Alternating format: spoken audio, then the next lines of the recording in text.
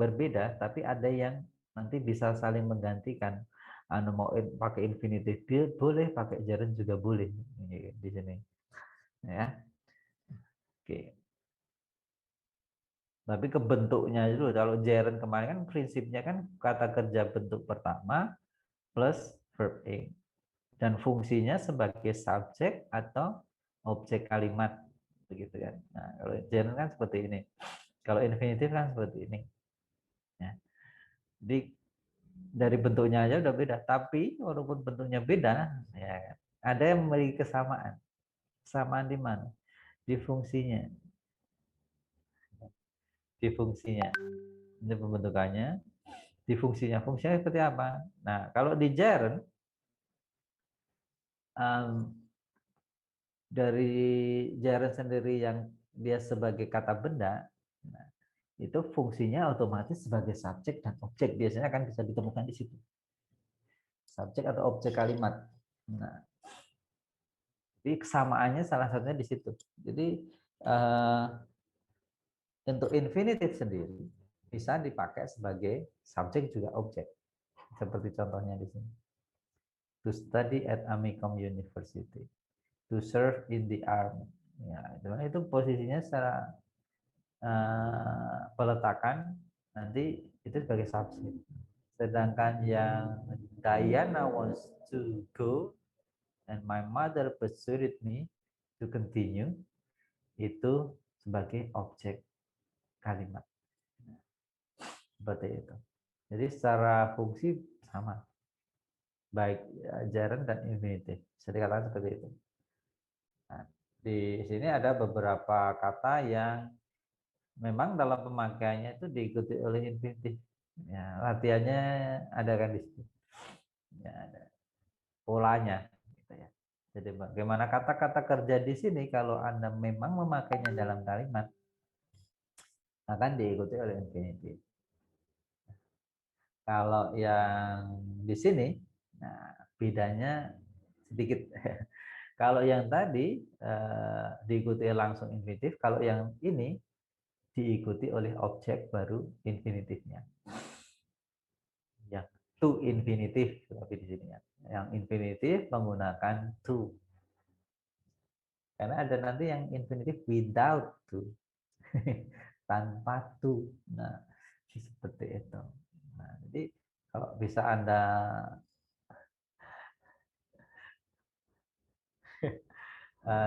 nanti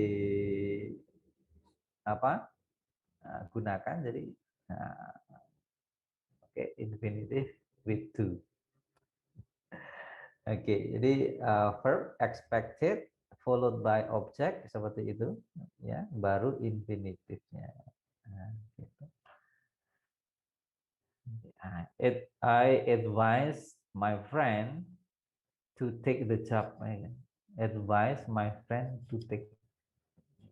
Jadi advice followed object, my friend baru infinitifnya to take. Begitu ya. Itu caranya. Dan itu yang bisa nanti dilatih ya pelan-pelan. Yang penting Anda sudah tahu, oh kalau kata kerja ini objek dulu. Tapi ada beberapa kata yang tadi di daftar sebelumnya juga ada di sini. Artinya ya kalau kata itu bisa dipakai di dua tempat tadi ya. Baik yang infinitif maupun langsung objek baru setelah itu infinitifnya. Begitu. Ya, jadi nggak masalah. Gitu. Dan maknanya pun ya benar gitu. Nah ini latihannya. Saya nggak minta Anda untuk mengumpulkannya kalau yang bicara kemarin iya. Kalau ini nggak usah. Tapi yang terpenting saya berharap Anda bisa berlatih seperti yang kemarin saat Anda berlatih berkaitan dengan Jeren itu ya. Ini untuk membiasakan saja sebenarnya. Dan seharusnya nggak ada unsur paksaan di situ. Dengan kesadaran sendiri gitu ya. Kalau ada unsur paksaan biasanya malah sulit tuh. Bisa fokus, bisa dengan cepat memahami ya, dengan paksaan. Tapi mungkin ada yang suka dipaksa gitu ya. Masalah gaya belajar aja. Tapi yang penting dibaca, diucapkan, gitu ya, diulang-ulang, itu aja sih. Dan yang terpenting tahu maknanya, gitu. Itu yang penting, jangan lupa.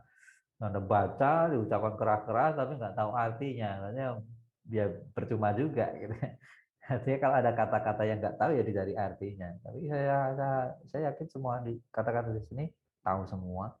Apalagi kitchen itu dinner, presentation, makanan Anda sehari-hari ya, presentation. Nah, ini daily use saja sih, ya. Supermarket, Anda tahunya mall ya, mall, supermarket di sini. Nah, itu minimarket kan ya, atau ke waralaba. Oke, ini beberapa hal penting yang kalau tadi kan in general aja ya. Ya, terutama nanti dalam penulisan. Jika di kalimat Anda menggunakan lebih dari satu infinitif dan di situ ada kata hubungnya, jadi yang penulisan to-nya aja di awal aja di sini. Sedangkan yang lainnya nggak perlu. Itu dalam penulisannya nih. Jadi I hope to visit, go swimming, have. Jadi Anda nggak boleh nanti menulis I hope to visit, to go swimming, to have, nggak perlu. Jadi karena sudah ada to di awal, ya udah kalau infinitif semua ya sudah.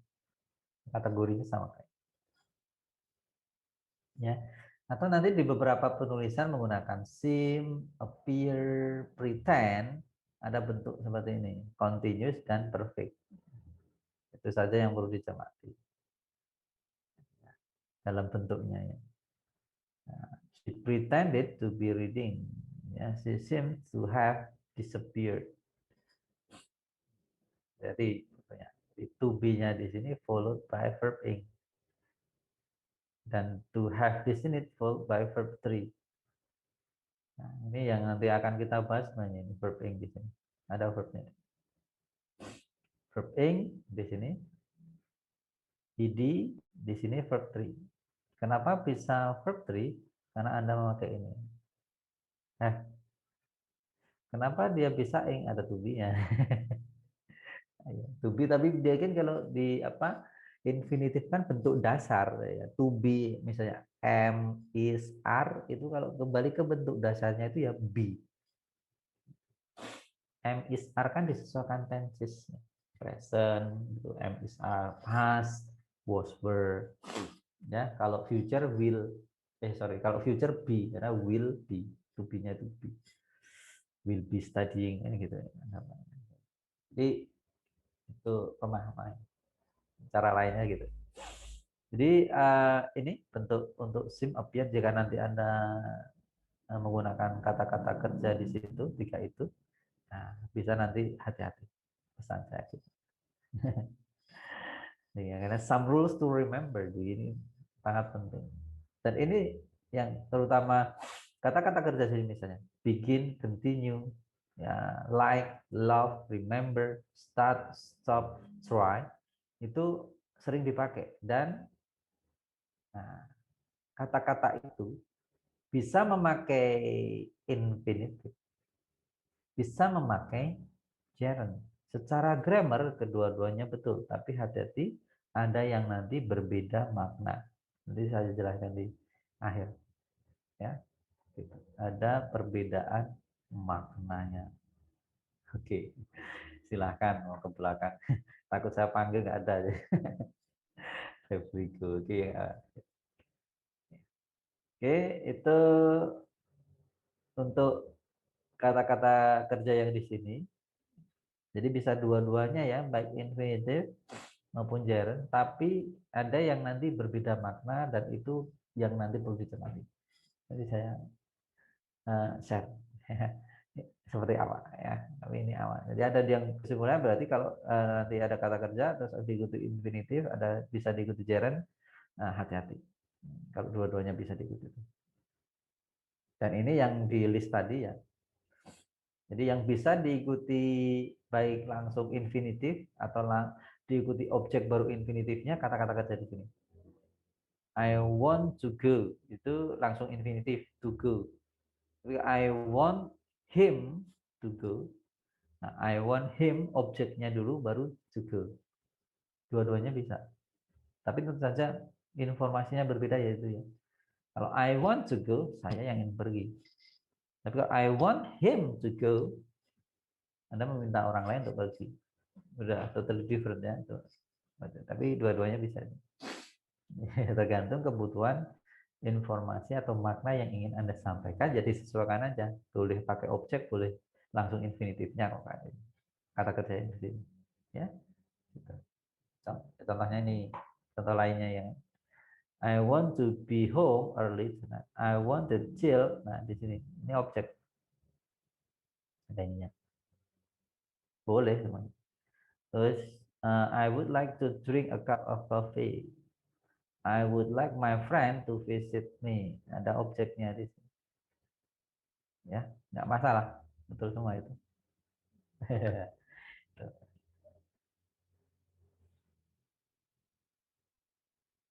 Nah, kalau yang ini yang perlu dipahami adalah, nah kalau ini bisa diikuti oleh infinitif, bisa diikuti oleh gerund. Infinitifnya itu sini. Terus gerundnya. Dan maknanya sama. Nah, kalau kayak gini nggak masalah. Allow, permit, advise, encourage itu beberapa kata yang nanti bisa diikuti oleh baik infinitif maupun gerund. Dan maknanya sama, nggak masalah. Ya, tuh, jadi nggak masalah ini. Tapi khusus kata suggest, dia hanya bisa diikuti oleh gerund. Hati-hati, nggak bisa infinitif. Ya, suggest, does, ing, ya, harus ing. Itu nggak ada infinitifnya ya, atau nanti that construction ya. Atau klausa yang menggunakan that, contohnya di sini ya. Oke. Kalau infinitif nggak bisa, khusus kata suggest. Jadi ada yang nggak bisa pakai infinitif, ada nih suggest. Oke. Nah, sedangkan yang di sini, nah untuk kata kerja need ini kan kata kerja yang nah, dipakai juga, ini umum dipakai. Nah, ada dua kemungkinan. Anda bisa memakai infinitif atau memakai gerund. Jadi nanti dalam pemaknaannya itu akan berbeda. Kalau Anda memakai infinitif itu akan berbeda maknanya jikalau Anda menggunakan fixing apa gerund, fixing di sini. Nah, jadi gini, kalau pakai to do, it is necessary to do. Jadi ya perlu di apa dikerjakan latihannya, perlu dikerjakan latihannya supaya jadi bisa gitu kan, perlu. Tapi kalau Anda pakai gerund, need to be done. Ada unsur pentingnya di situ. Ya, penting untuk dilakukan. Kalau ada latihan, penting untuk dikerjakan, dikumpulkan kayak gitu. Jadi ada sesuatu urgensinya berbeda, ya. Jadi lebih penting yang mana? Yang ke bengkel. Jadi maka pakai gerund. It needs fixing. Ya, ya, itu. Jadi tingkat urgensinya berbeda. Jadi akan lebih ke sini. Ya, tuh, need yang wajib harus sesegera mungkin, bisa dikatakan seperti itulah kalau mau lebih spesifik. Ya. Tapi kalau to do ya kerjakan aja. Berarti bisa nggak mengerjakan? Ya bisa aja. Ada kayak gitulah maksudnya. Tapi kalau yang Netflix memang harus, bisa dikatakan seperti itulah ya. Ya, karena urgensinya itu tadi, tingkat ke pentingannya itu berbeda. Itu saat Anda menggunakan kata kerja need, hati-hati. Kalau memang itu urgensinya sangat mendesak, pakailah shall. Ya. Kalau tidak, ya pakailah infinitif aja, begitu. Tuh ya, itu perbedaan antara to do, infinitif dan fixing jika memakai verb need, maknanya tentu saja itu berbeda. Dan di sini infinitif kan umumnya memakai to ya. Kalau yang di sini without to ya, base form atau bare infinitif. Jadi without to yang tanpa menggunakan to. Ya. Contohnya yang nanti tidak memakai to ini nih, make, let, have. Dan yang di dalam kurung ini adalah perpadanan katanya, kata lain atau sinonimnya misalnya. Dan cara penggunaannya berbeda. Contoh, jika Anda menggunakan let di sini yang bisa diartikan memperbolehkan gitu ya, maka Anda menggunakan go. Nah, kalau Anda tahu lagunya soundtracknya Frozen gitu ya, let it go, yeah. Let us go, let it go, bukan let it to go kan.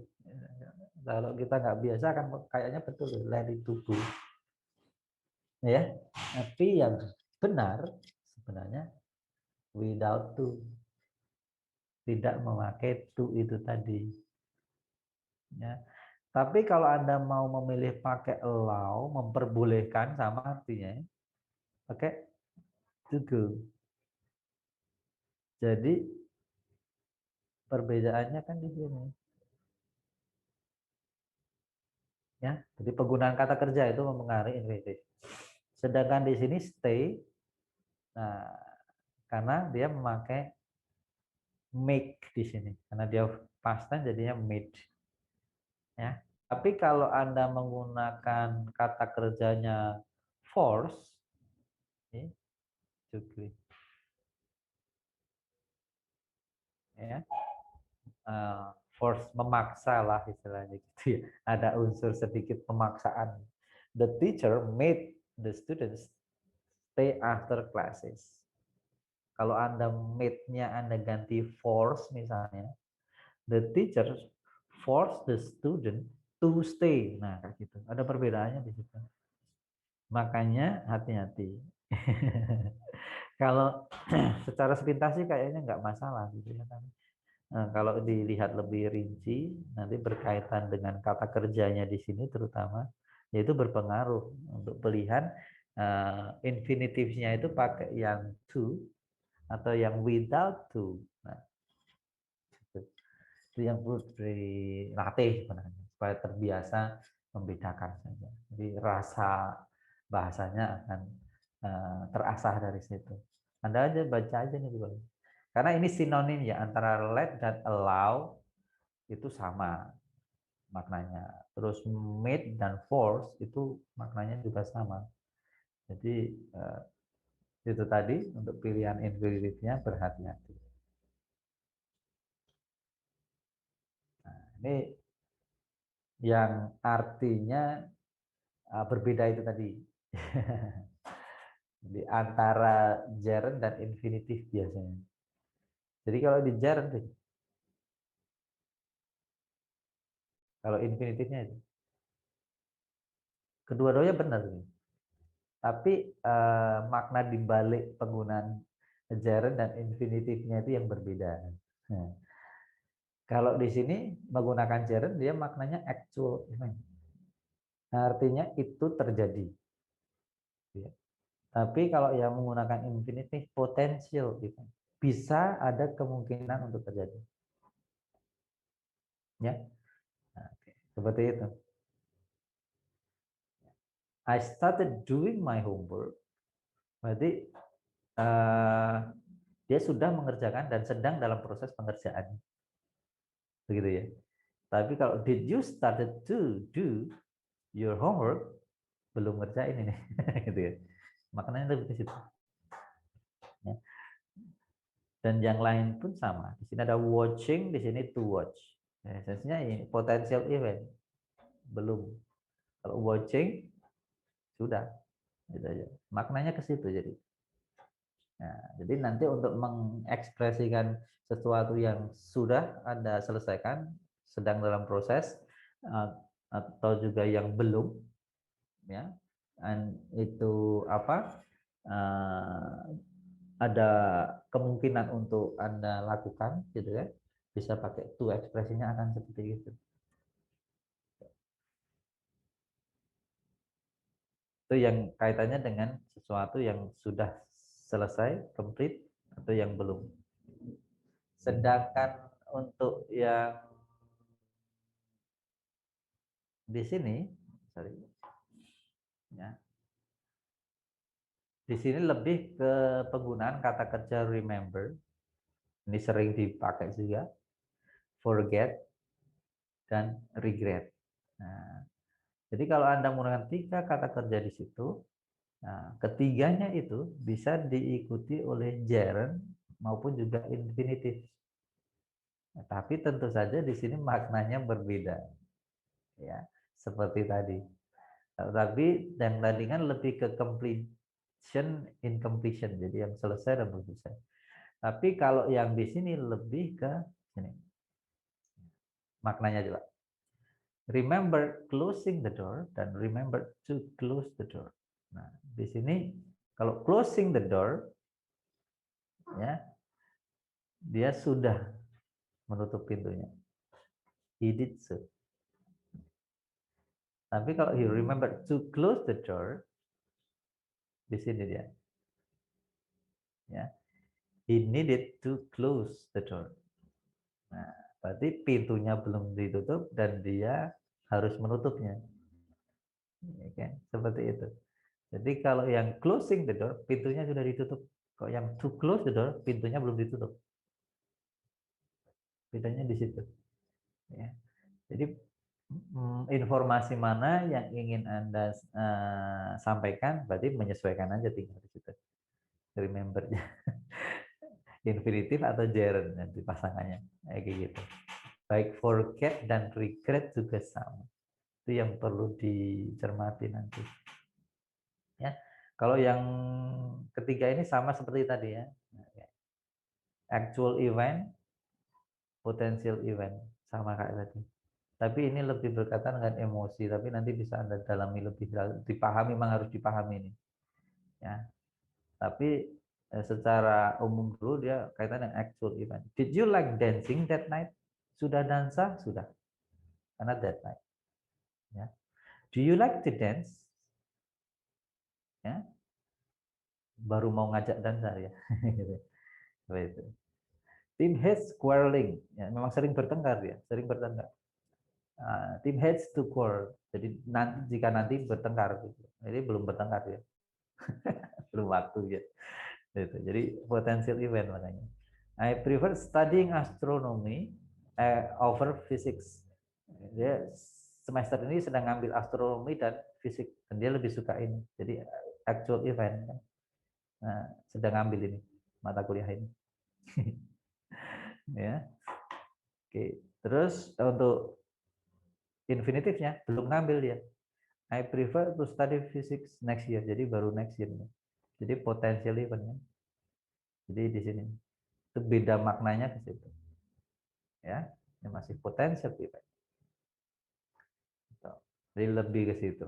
Itu yang hal-hal yang memang perlu ditemukan. Tapi secara bentuk dan fungsinya kan memang sederhana sekali. Tapi itu tadi ke pemaknaan itu. Karena mau tidak mau kalau kita bicara kalimat ya makna itu memang harus tepat. Ya, apalagi kalau nanti konteksnya itu ke yang uh, formal ilmiah itu harus tepat. Jangan sampai multitafsir dan sampai salah, sudah pasti.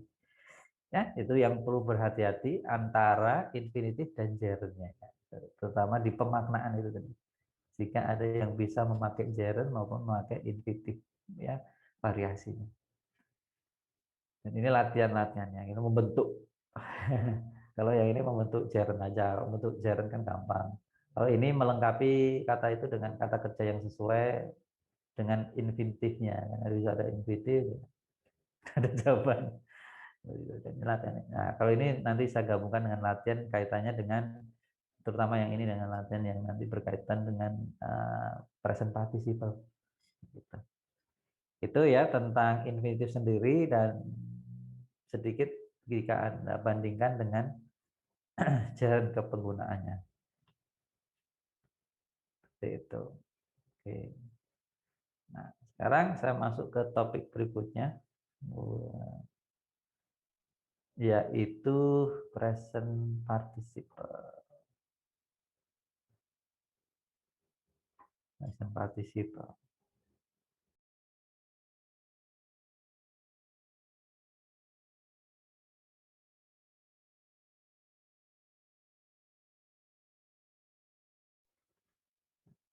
Oke, semoga saja semua sudah membukanya. Kalau belum sempat dibaca ya kalau present participle. Ya, sama kasusnya nanti seperti yang Anda hadapi kalau menggunakan infinitive dan gerund ya. Jadi, ini bentuk umum yang juga dipakai sama seperti gerund, sering ditemukan juga sama seperti halnya infinitive gitu ya. Bentuk present participle. Frekuensinya memang sering dipakai. Nah, apa itu present participle? Mungkin ada yang nggak tahu karena mungkin Anda nggak belajar secara jauh tentang grammarnya ya. Tapi saya yakin di penggunaannya sehari-hari kalau Anda memakai bahasa Inggris, Anda sering menemukan ini. Dan biasanya kebingungannya adalah dengan gerund biasanya. Kalau gerund tadi bingung antara gerund infinitif pemakainya gimana ya sudah. Sekarang tinggal saya tambahkan lagi present participle. Bedanya apa dengan yang lain? Karena ini basicnya sebenarnya. Nah, dari definisinya dulu ya. Okay. Present participle is a word that ends with ing, is formed from a verb, ya kan itu. And bla bla bla. Ada definisi lain. Tapi kuncinya dari situ dulu. Biasanya kebingungannya di sini. Jadi kalau gerund itu ada, sorry, gerund like present participle itu adalah sama seperti gerund secara pembentukan ya, secara pembentukan ya, secara pembentukan sama seperti ini. Berakhiran ing dari kata kerja. Tapi kalau Anda melihat dari sini saja, kemungkinan akan bingung membedakan present participle dengan gerund. Karena keduanya mempunyai bentuk yang sama persis. Bentuknya sama persis. Verb ing. Nah, terus nanti cara pembedaannya gimana? Nah, soalnya nanti akan berpengaruh pada pemahaman Anda. Secara nggak langsung pada kalimat, pada teks. Ya, gitu. Cara nggak langsung seperti itu. Kalau nanti dalam penggunaan, kalau Anda tidak memahami uh, fungsinya itu tadi, ya akan salah dalam penggunaannya. Dalam penempatannya akan salah. Kemungkinan malah bingung nanti. Ya. Boleh nggak ini dipakai di sini? Karena Anda belum tahu. Kalau nanti sudah tahu, ya, tidak akan ada masalah lagi. Gitu. Dan bisa tentu saja membedakan nanti dengan gerund. Dan akan bisa jawab kalau ditanya, ini kok di sini tempatnya verb ing. Kalau yang ini kok di sini sama nggak ini? Wah, tempatnya berbeda, kemungkinan dia bisa berbeda karena perannya pasti berbeda. Dan untuk membedakan dengan apakah itu gerund atau present participle, caranya cuma satu. Anda harus melihat fungsinya, bukan dari bentuknya. Jadi kalau Anda mungkin masih ingat fungsi gerund, ya, sebagai apa? Iya, ada yang bisa jawab di chat. Gerund itu kalau di kalimat posisinya di mana atau fungsinya sebagai apa? Biasanya kan gitu. Mungkin ada yang masih ingat. Nah, kalau gerund kan dia sebagai subjek, ya, objek kalimat atau peletakannya setelah preposition gitu gini. Dan kalau seperti itu, kalau Anda masukkan ke part of speech, kalau Anda Masih ingat part of speech itu semester yang lalu. Itu ada penggolongan. Nah, kategori kata. Jadi kalau dia sebagai subjek objek akan dan wajib dia kategorinya benda. Jadi kata benda, kalau gerund itu kan kata benda ya. Karakteristiknya kan dia benda.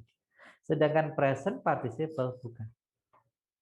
Dia karakternya sebagai adjective di sini and juga sebagai karakter verb. Di verb tense. Nah, jadi kenapa verb yang ini dikatakan sebagai present participle, kenapa yang satunya dikatakan sebagai gerund? Karena fungsinya berbeda. Ya, walaupun sumbernya sama, ya kan? Sumbernya kan kata kerja baik gerund maupun present participle kan sumbernya sama, tapi dia fungsinya berbeda. Sama aja kalau ubi kan nanti kalau udah diolah kan beda-beda namanya kan itu. Digolongkan yang berbeda-beda ya kan. Kalau udah jadi tepung piuka gitu kan. Ubi. Kalau jadi olahan makanan ya geduk kayak gitu. Sama ya. Kalau kan bahan dasarnya sama tapi kalau udah diolah berbeda, fungsinya berbeda, perannya berbeda ya, bisa jadi beda. Gitu. Di sini ada beberapa contoh ya. Misalnya di kalimat yang pertama, nah ini kalimat pertama enggak saya nomor ini. Di kalimat kedua berdasarkan gambar ya. Kalimatnya ada gambar di situ terus ada penjelasan. Berubah kalimat, ya kan?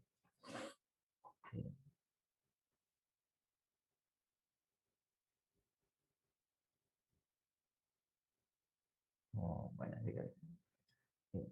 Jadi di sini ada kata running, ada kata updating.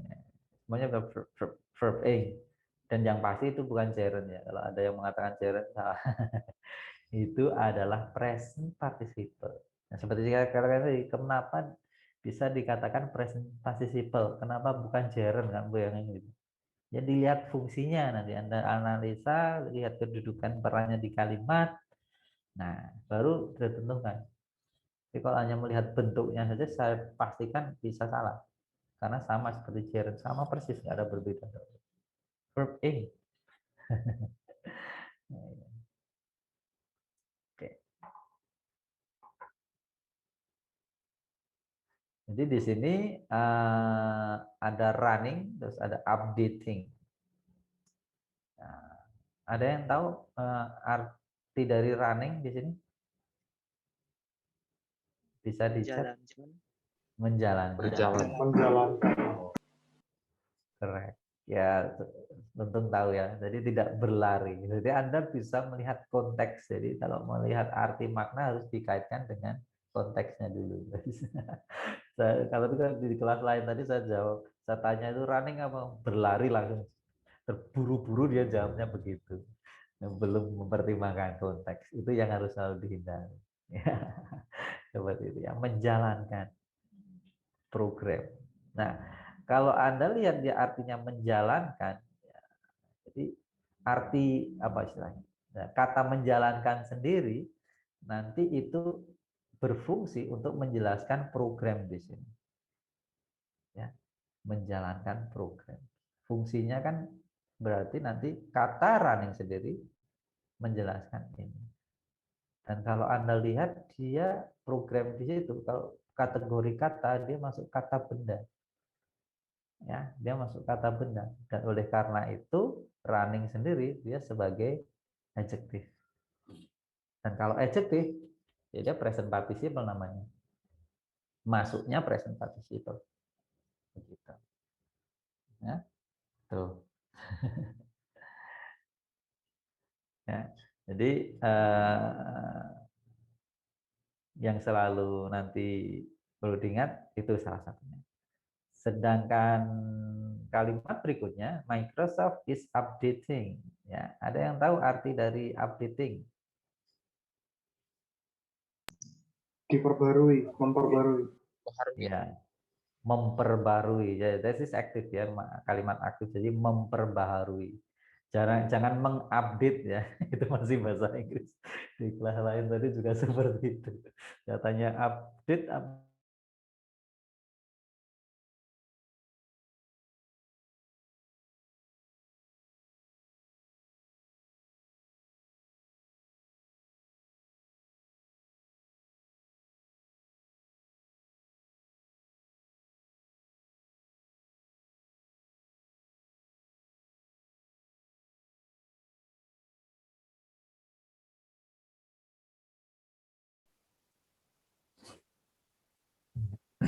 Oke, melanjutkan kembali ya. Jadi update ya, kata is updating, jadi sedang memperbarui kalau kita bicara makna secara utuh ya. Jadi itu, kalau itu kan bahasa teknis nah, jadi kalau misalnya memang belum ada perpadanannya di bahasa Indonesianya, biasanya itu kata itu tuh akan diserap. Jadi ada unsur kata bahasa asingnya gitu. Tapi kalau sudah ada perpadanannya, ya pakai bahasa Indonesianya biasanya kan seperti itu. Nah, misalnya download, unduh kan gitu. Mengunduh biasanya harusnya. Kalau tapi kalau umum di sehari-hari biasanya saya belum download tuh ya. Mengunduh saya aneh kan karena nggak biasa. Ya, itu saja beberapa hal ya. Jadi untuk terbiasa saja, jadi tetap mempertahankan bahasa Indonesianya. Ya, walaupun ada tuh belajar bahasa Inggrisnya, gitu. Jadi sesuai dengan apa situasinya. Jadi kalau memang ada perpadanannya ya pakai ya bahasa Indonesia. Kalau memang belum ada ya pakailah yang memang diserap gitu kata itu. Ya. Oke, jadi di sini is updating itu bukan adjektif ya. Ya, saya bukan adjektif, tapi dia sebagai verb tense. Ya. Tapi itu juga termasuk present participle. Jadi verb ing yang bisa masuk kategori present participle adalah verb ing yang nanti perannya pertama sebagai adjektif ataupun juga bisa juga sebagai verb tense. Indikator tenses yang Anda kenal kalau di tense itu continuous tense. Jadi kalau ada continuous tense, sebenarnya membuat kalimat yang continuous tense itu Anda sebenarnya menerapkan penggunaan present participle. Ya, Anda lebih familiar dengan continuous atau mungkin progressive tense gitu ya. Nah, itu sebenarnya verb ing di situ present participle namanya. Ya, jadi kalau nanti seperti itu bukan gerund gitu kan. Dan kalau seperti itu berarti bisa disimpulkan juga dalam satu kalimat bisa lebih dari satu present participle digunakan. Ya, tergantung kebutuhan saja sebenarnya kan gitu. Ya. Dan untuk bentuk participle sendiri nggak hanya present participle sebenarnya. Sebenarnya ada namanya past participle. Tapi ini tidak saya bahas. Ini di semester berikutnya biasanya akan terbahas. Bentuk yang paling sederhana dulu saya untuk memahami participle sendiri apa. Jadi saya present participle yang bentuk ing-nya di sini. Nah, tapi nanti ada sebenarnya namanya past participle. Past participle itu bentuk kata kerja ketiga. Tapi untuk fungsi dan perannya sama seperti present participle sebenarnya. Jadi kalau Anda sudah memahami present participle, ketika nanti mau mempelajari past participle, udah bisa. Karena sama konsepnya. Cuma bedanya adalah jenis verb yang dipakai di situ. Kalau present participle verb ing, kalau past participle nanti verb bentuk ketiga, kata kerja bentuk ketiga. Tapi itu nanti ya. Kita yang present participle aja. Nah, ini penjelasan lainnya. Jadi kalau present participle, nah, pertama fungsinya sebagai adjektif. Ini contoh lainnya ya. Ada yang tahu makna dari running water? Air mengalir. Air mengalir, correct, very good. Ya. Kalau flourishing business, Bisnis yang berkembang. bisnis yang berkembang, good. Evolving technology, Kemajuan teknologi bukan, Pak? Kemajuan dunia. ya kemajuan teknologi atau teknologi yang sedang berkembang juga bisa itu ya konteksnya kayak gitu. Nah, kalau Anda cermati itu baik yang kata running, flourishing, and evolving itu menjelaskan kata benda di situ. Kalau running tadi menjelaskan water, air mengalir. Apa yang mengalir? Air. Flourishing bisnis, bisnis yang sedang berkembang. Apa yang sedang berkembang? Bisnis, ya gitu. Evolving teknologi. Apa yang sedang berkembang atau tumbuh teknologi, kayak gitu. Jadi verb ing di situ disebut sebagai present participle karena digunakan untuk menjelaskan benda di situ. Ya, jadi berarti dari penempatannya bisa disimpulkan, oh kalau yang present participle bisa diletakkan sebelum kata benda yang dijelaskan. Ya, contoh lainnya kayak gini. Ya, operating manual. Oke. Giving birth. Ya kan? Booming business. Ya, existing business. Nah, jadi kata benda manual, birth, beat, business itu dijelaskan oleh present participle. Jadi di situ bukan gerund ya. Karena kalau Anda nanti maknai itu kata kerja yang diibuhkan dengan ing itu menjelaskan kata benda. Makanya tidak bisa disebut gerund. Present participle namanya. Seperti itu. Jadi itu ya. Nah, kalau untuk yang berfungsi sebagai verb tenses, ya seperti saya katakan tadi, kalau kalimat Anda itu continuous, ya sudah memanfaatkan present participle. Nah, karena ada ing. Nah, ini present participle. Jadi verb ing di situ present participle. Sedangkan yang lain bukan present participle. Baik nanti yang past, present maupun future. Nah, ini namanya present participle. Begitu. Bukan chair. Kalau ini jelas ya. Tapi kalau biasanya yang kebingungan itu yang tadi sebagai adjektif tadi orang akan menganggap bingung. Ini gerund atau sorry present participle. Biasanya di situ kebingungannya. Ya. Nah, let's see. Nah, ini saya tunjukkan biasanya. Nah, kenapa bisa dikatakan gerund di sini? Kenapa bisa dikatakan participle? Kata itu sama persis. Di sini running, di sini juga running. Di sini moving, di sini juga moving. Ya, kan? Sama persis.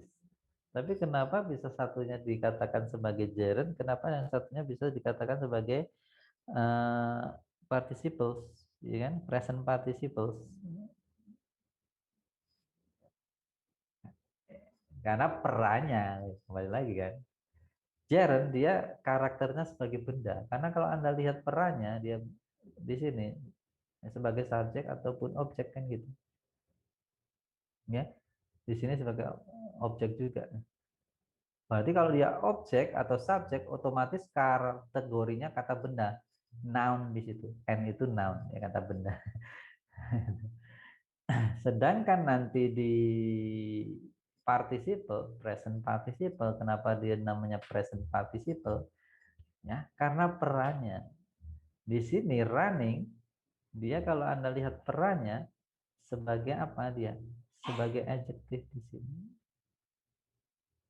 Ya, makanya dinamakan present participle. Sedangkan di sini moving di pasangan to be-nya itu was moving. Dia untuk mengindikasikan tenses continuous kan. Jadi di sini maka disebut participles. Ya, kenapa disebut participles? Karena dia berfungsi sebagai verb tenses, continuous tense. Gitu. Ya, believe dan believing ini sama sebagai adjektif. Ya, diambil dari karya sastra. Saya orang sastra. Begitu. Jadi sebagai adjektif menjelaskan souls gitu. Jadi kalau running tadi running water, kalau yang moving itu tenses, dia menjelaskan kegiatan dari subjek ya. Groundnya was moving, apa yang sedang bergerak, ya kan. Tanahnya kalau yang ini believing menjelaskan soul. Jiwa-jiwa yang percaya. Wah, gitu. Sastra banget itu. Gitu ya. Jadi perbedaannya di situ. Perbedaannya di situ. Ya, jadi yang perlu dicermati itu antara perbedaan gerund dan participle yang perlu dicermati itu. Nah, ini untuk pembentukannya. Jadi untuk pembentukannya sendiri, ya, untuk pembentukannya sendiri, nanti yang perlu dicermati adalah penulisannya sebenarnya. Secara umum penulisannya. Dan yang perlu berhati-hati di sini adalah jika ada yang harus berubah. Tapi saya yakin semua udah tahu. Mengingatkan kembali aja. Ya. Ada yang double konsonan, ada yang berubah tadinya I jadi Y, jadi I jadi Y, gitu. Hal-hal sederhana, tapi ya penting sekali supaya nggak terlihat konyol, nggak ada kesalahan gitu. Dan sekarang kalau Anda mengetik menggunakan laptop kan ada pakai Word kan, Office, ada grammar spelling, jadi kalau ketahuan kalau salah kurang T itu udah otomatis bisa membenarkan ataupun bisa terdetek biasanya kan gitu. Anda enak sekali. Jadi bisa mempermudah Anda mengetik dan juga bisa belajar sebenarnya dengan memanfaatkan itu sengaja salah ketik bisa ketahuan ya betul. Jadi kalau Anda ngetik bahasa Indonesia kalau ada garis bawah merah semua karena itu bukan bahasa Inggris jadi merah semua ya.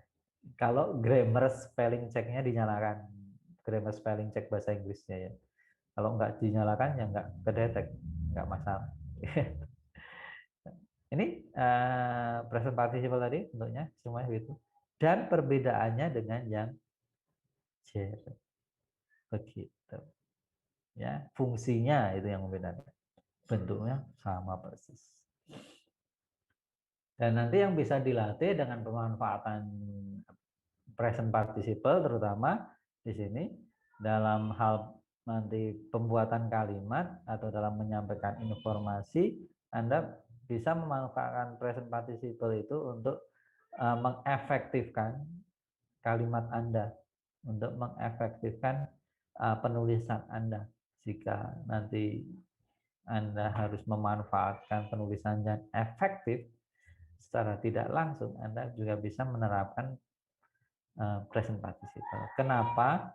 Karena dalam pemanfaatan present participle Anda bisa membuat tulisan yang efektif dan di bidang-bidang ilmiah, penulisan ilmiah, laporan ilmiah biasanya harus tulisannya itu efektif dan efisien begitu ya. Ya, harus begitu. Jadi dalam konteks penulisan ilmiah harus efektif dan efisien. Konsepnya di situ. Ya,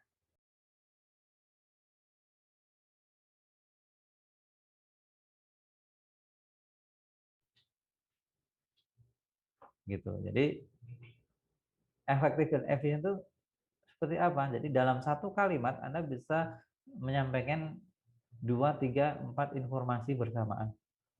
Itu yang dimaksud efektif di sini dan efisien. Ya. Jadi contohnya di sini untuk menggambarkan sendiri di sini ada 3 informasi yang disampaikan. Ini menggunakan present participle, demonstrating, terus ada listen dan juga ada engage. Nah, di sini ada 3 informasi yang semuanya berkaitan dengan math. Nah, yang di situ present participle digunakan. Dan ini akan lebih nanti dikembangkan di semester selanjutnya. Nah, itu kita kaitkan juga nanti dengan past participle juga. Ya. Seperti itu. Terutama di makna ya. Jadi, antara present participle dan past participle tadi beda sekali maknanya. Ini dimanfaatkan untuk tujuan yang efektif, efisien tadi. Jadi bagaimana nanti Anda penggabungan kalimat, apa istilah memodifikasi kalimat untuk menyampaikan informasi yang efektif, efisien sebenarnya. Ya, itu tujuannya. Yang Anda butuhkan nanti jika menulis karya ilmiah. Yang pertama, kalau karya ilmiah prinsipnya kan tata bahasanya harus benar. Ya, informasinya harus jelas dan penulisannya harus efisien, efektif. Tidak muter-muter kan. Specific to the point. Itu kan konsep penulisan ilmiah sebenarnya. Jadi kalau Anda bikin laporan atau di banyak-banyakin kalimatnya itu sebenarnya yang salah. Prinsip awalnya. Gitu. Jadi akhirnya nanti Anda bisa mengkoreksi, memodifikasi kalimat sendiri. Terutama jika nanti ada di situ present participle, infinitive, terutama betul bisa dipakai infinitive, terus gerund. Karena konsepnya Anda sudah paham. Pemahamannya baik gerund, infinitive, terus yang lalu-lalu yang noun phrase, verb phrase. Nah, penerapannya bisa dilakukan yang bersamaan. Nah, ini salah. Oke. Nah, untuk latihannya, saya gabungkan ya, baik yang gerund, materi gerund, infinitive, dan present participle. Ya. Buktinya ini. Semoga. Ini latihannya. Ini latihannya. Mengenali dulu. Jadi, salah satunya supaya bisa membedakan salah satunya. Terus nanti Anda juga mampu untuk memahami, ya, membedakan bentuk dan memahami baik gerund, ya, infinitives, dan juga present participles. Nah, perintahnya di sini. Decide whether the highlighted word are gerunds, infinitive, or present participle. Jadi simpulkan nanti ya kata yang di highlight itu gerund, infinitive, atau present participle. Jadi pertimbangannya nanti adalah dilihat dari bentuknya satu, terus dilihat dari perannya dalam kalimat. Harus dua itu yang dipertimbangkan. Kadang kalau Anda cuma lihat bentuknya saja bisa saja salah. Jadi kalau mau lebih yakin, dilihat bentuknya, fungsinya di kalimat, dan dicari tahu maknanya. Gitu. Itu lebih nanti memastikan lagi 100% bahwa memang itu jawabannya. Cara menjawabnya begini. Jadi bisa di sini langsung aja, terus jawabannya di dalam kurung. Apa misalnya gerund misalnya kurung tutup. Dah gini. Jadi di setiap kata yang di highlight atau frase yang di highlight itu kurung buka, kurung tutup, jawabannya apa? Seperti ini aja. Ya. Itu kan di garis apa? Biru kan? Karena ada salah-salah space. Nah, itu. Kalau saya di sini ketiknya Arif masih salah harusnya kan. Nah, ya. Tapi dia nggak kedetek harusnya salah. Yes. Nah, gitu. Jadi kalau spelling check ya kadang-kadang bisa salah. Jadi is causing. Ya. Nah ini subjeknya kan update. Ya. Oke. Jadi gerund di sini. Jadi jawabannya seperti itu, tapi ini bukan gerund. Jadi ya lebih emang gini. Jawabannya titik-titik aja di sini. Jadi diisi jawaban Anda di sini ya. Nah, di setiap nanti kalimat seperti itu. Nah, di bawahnya ada nih. Nah, jadi hati-hati karena ada bentuknya mirip, ini kan, tapi fungsinya berbeda. Nah, dari fungsi tadi bisa Anda menentukan nanti apakah itu termasuk gerund atau infinitive atau present participle sendiri. Dan untuk infinitive hati-hati, kemungkinan ada yang infinitive pakai to, itu mudah dikenali. Tapi ada juga nanti kemungkinan ada infinitive without to, hati-hati. Ya. Iya. Kalau kalau secara fisik antara gerund present participle ya sangat berbeda sekali dengan infinitive, itu udah pasti. Dan nanti latihan ini ya, coba kerjakan sebisanya. Ini untuk nanti bahan evaluasi nanti untuk saya diskusikan mana saja yang sekiranya belum jelas nanti akan saya coba fokuskan lagi di pertemuan berikutnya. Jadi kerjakan saja sebisanya. Tapi nanti dikumpulkan ya sebagai bukti bahwa Anda melatih, ya, melakukan latihan. Ya, jadi sebagai skor latihannya begitu. Salah nggak apa-apa. Ya, Anda ngumpulkan saja sudah jadi skor. Tapi dijawab, bukan ngumpulkan terus nggak dijawab. Ya, begitu yang perlu nanti dicoba ya, untuk exercises ya. Jika nanti ada misalnya pertanyaan berkaitan dengan latihannya ya dan juga mungkin materi sebelum-sebelumnya bisa sambil ditanyakan ya. Gitu. Untuk pengumpulannya nanti saya bikinkan di Google Classroom ya untuk pengumpulan latihannya. Ya, untuk deadline-nya kapan? Ya, ini latihan Anda kerjakan sesukanya, Anda kumpulkan sesukanya. Tapi kalau bisa sebelum pertemuan minggu depan itu sudah Anda coba latih dan dikumpulkan ya. Gitu. Sesempat Anda untuk mengerjakan tadi yang saya harapkan Anda mencoba melakukan latihan di sini. Ya, seperti itu. Oke, apakah ada yang ingin menanyakan berkaitan dengan ini latihannya terutama nih? Nah, ya, untuk format pengumpulannya Word aja apa-apa. Kalau Anda mau bukan bikin PDF-nya juga nggak masalah. Tapi dengan seperti Anda ini saja sudah cukup. Oke. Mungkin ada yang mau ditanyakan, bisa tulis di chat mungkin. Kalau enggak, saya tutup. Sehingga Anda bisa melanjutkan berlatih ya, dengan sisa waktu yang ada mungkin. Ya. Oke, sementara mungkin belum ya. Dikumpulkan di classroom. Yes. Yes, Mas Abiyu. Yeah. Di classroom nanti saya itu buatkan tempat pengumpulannya. Oke. Okay, you're welcome. Oke, nggak ada deadline ya. Ya, sebelum pertemuan minggu depan lah, itulah ya, fleksibel saja. Oke, terima kasih atas perhatiannya dan kesempatannya untuk hari ini. Ya. Jadi jika ada yang mau nanti menanyakan sesuatu bisa chat aja di WhatsApp ya. Jika ada yang sesuatu yang kurang jelas ya.